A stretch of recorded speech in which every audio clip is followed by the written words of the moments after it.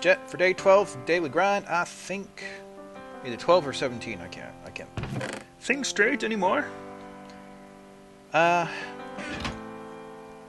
last left off at Tire Nujeta, but I came back because Caffeine came online and we worked on her road a little bit. And in so doing, I made some levels for myself.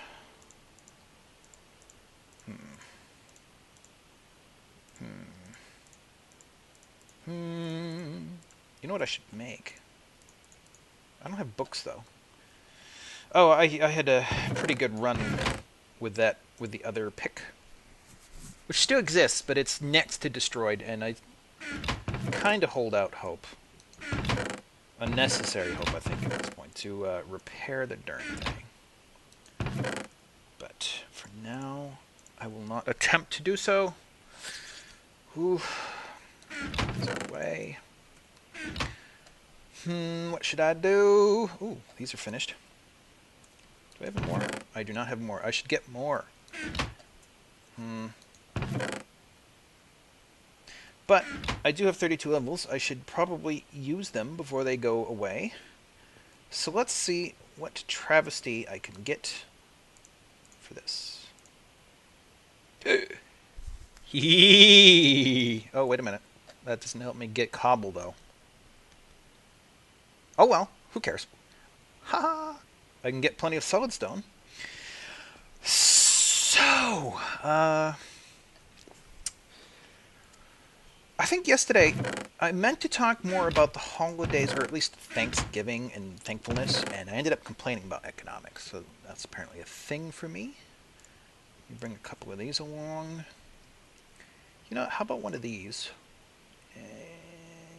Do I have this? Yes, I do. Regeneration. I don't have any instant health, do I? I forgot how to make that. Alright, well,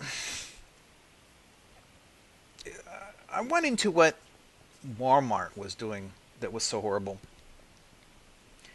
And maybe a little bit into Black Friday and the whole idioticness of it all. And I think I've probably talked about this topic before, but it still really bothers me. And that's her road. Oh, jeez. How do I put this? I'm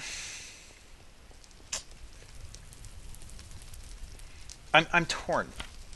Whoa. I see you. I see you. Come here. Oh. Oh. Ow. He hurts. I'm not sure if these guys hurt, but the big one certainly does. Bear with me. My brain is not capable of processing this and talking at the same time. Oh, I guess they can hurt me. I see no evidence of... Whoa.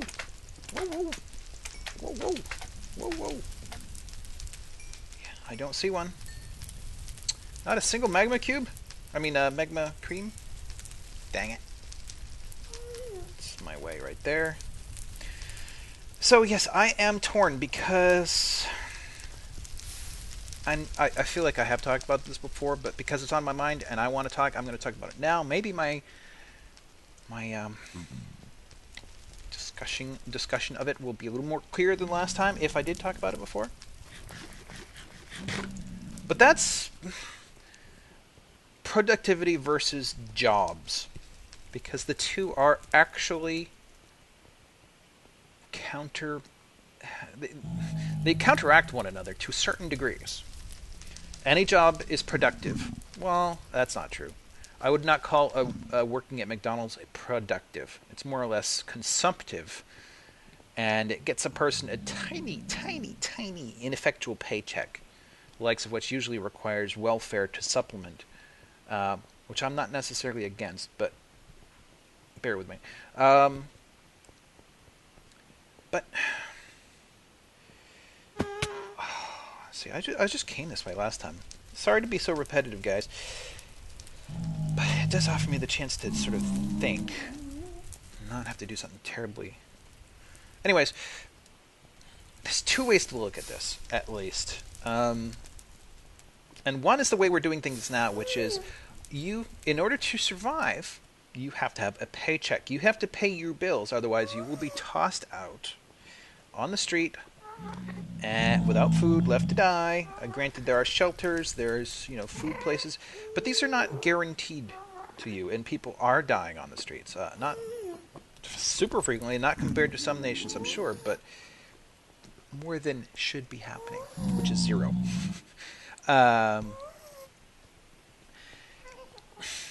So, as long as you're going to define the economy as job-centric, meaning you have to work in order to survive, then the counterpoint to that should be that the society, which is the avatar of the society is government, regardless of what conservatives might want to call it, it would then become government's responsibility, and therefore the people's responsibility, to make sure jobs are available. And that is something that we are currently failing at super, super horribly. We are doing everything in our power to destroy jobs, which is absolutely not what we're supposed to be doing. Bear with me. Just checking to see what I have and what I might want to be doing with my stuff. I should start playing some rail. Ooh, they're hardly far enough at all. I am actually in search of more diamond. Anyways. Yeah, if you're going to define an economy by jobs, then you have to make sure there are jobs. And there are certain ways that you can do that we have done in our national history, and I'm speaking from an American perspective here because I have no other to operate from. Oh. Oh, no, I don't want to see you. Oh, crap.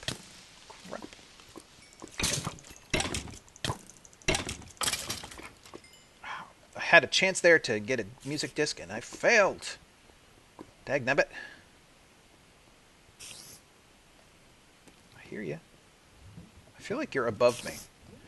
In this circumstance, I guess I don't really want to get other things. Anyways.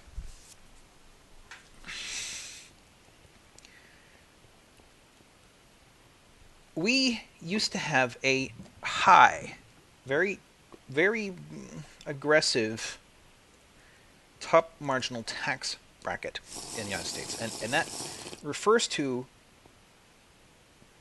this thing where if you made above a certain amount of money, you had to pay a certain amount of taxes. And we have a progressive system. We still do, but the top bracket has been reduced. Anyways, the more you make, the more you pay, but only on the amount above that bracket. So let's say, you make $7,000, you don't get taxed. You make 10, all of a sudden you're getting taxed, but it's a low tax, and it's only on the amount between $7,000 and $10,000. So you may be paying 5% taxes or something, but it's on $3,000. So that's progressive taxation. Okay, and for a long time, there's several brackets, and they've been fiddled with over the years, so I can't tell you what they all are. I never knew, actually, but I know there's several of them. And a few, we used to, ever since the Great Depression, we instituted some very high top marginal tax brackets, the highest amount. And those were in place pretty much until Reagan, who facilitated yanking pretty much them all out. And frankly, replacing them with, tax rates that encourage people to take home huge paychecks instead of leaving the money in their businesses. And that's largely where I'm going with this. But essentially, and this figure may be slightly off, but it's close enough. After you account for inflation, money back then was worth more than it is today. The top marginal tax bracket was above any amount you made or took home for yourself personally above what in today's dollars is worth $3.5 million per year. $3.5 million income per year was where the top marginal tax bracket started. And so the amount of taxes you paid on that only began at that point. And below that, it was a lower tax bracket. You paid less. But after the Great Depression, or the New Deal, which sort of helped fix the nation up after the Great Depression. Whoops, what just happened? They were paying somewhere between 70 and 90% taxes on that amount above $3.5 million a year. Now, granted, it was a smaller amount of money in new numbers, but it was worth the same as that. So, and this wasn't really about getting money from those rich people, because what basically, my observation here is that if you're willing to abuse people and exploit people, then you have an advantage over people who are fairer when it comes to making money. And that was what got us in so much trouble.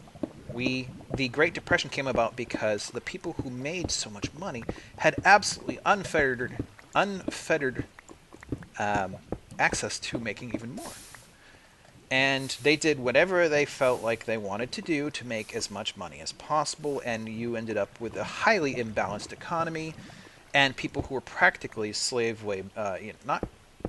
not technically slaves, but for all intents and purposes working at a slave labor level, kind of similar to like Southeast Asia right now. And they were working in terribly dangerous conditions. People were dying all over the place without compensation. Their families are left to starve. It's just there was no protection for workers. And the economy absolutely collapsed. You ended up with a Great Depression because essentially the rich people were acting like blood clots. If money is blood, they were aneurysms. The economy failed because the money was no longer moving. It was no longer flowing through the economy. It had all collected in the hands of a very few people and ceased to function. And that's exactly what's happening now, because basically ever since Reagan, those high top marginal tax brackets have been removed. Right? So basically, the tax brackets were about using these people's sociopathy, which is defined as doing what serves you even when you know it hurts others. You don't care that it hurts others. Not to the level of enjoying that it hurts others. That would be psychopathy or psychopathism. But, sociopathy, you don't care that people are hurting. You're actively engaging in hurting people, and it's fine by you because you profit. That's sociopathy. And we recognize sociopaths have easier access to wealth. Not exclusive. There are some genuinely good people who made good money in the past, and that's one of the reasons why we've never said you cannot be wealthy. But we have certainly, the top marginal tax bracket was all about using people's sociopathy, if it existed, against them. And basically their intent, to spite the government and the people who were forcing this on them, the way of not paying that top marginal tax bracket was to dodge the tax bracket. But they only had a few avenues for doing so. And that was essentially leaving the money in their businesses or philanthropy, because tariffs in place, which were also yanked out around the time of Reagan, though I will say probably to some extent there was pressure to do all this leading up to Reagan and not necessarily just starting with him. But he certainly he put it into overdrive, and he popularized it with the people. All this trickle down economic stuff, people bought it. And it's still ongoing today. 3.5 decades later, it's still happening. And that's terrible. It's absolutely destructive to the nation and the people. Oh, cool. Cool beans. My first diamond find in this location. Very good. I hear you, Magma. So, the point... I sort of went off on a tangent there, but the whole point is this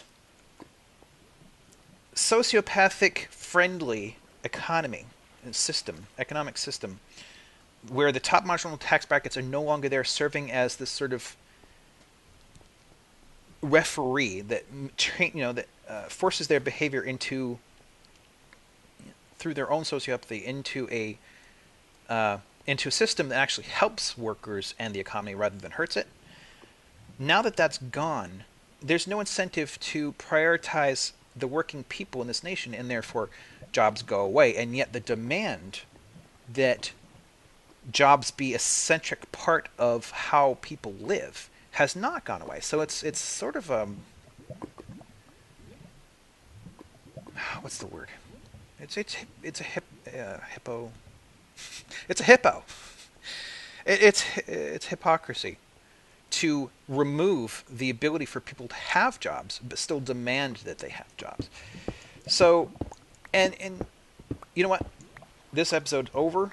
I will come back tomorrow to finish, or go on, to get into the second way of looking at this, which is basically a less focus on jobs, and more focus on productivity instead. But basically what I'm getting at, to wrap up, is the way things are now does not work. It is, like I said, it's designed to fail, and exclusively for the benefit of the 1%, the top 0.1%, the Waltons and the Kochs of the world, absolutely robbing civilization blind, giving nothing of giving nothing back in return. I mean, Walmart is not worth anything. It takes more from us than it gives back.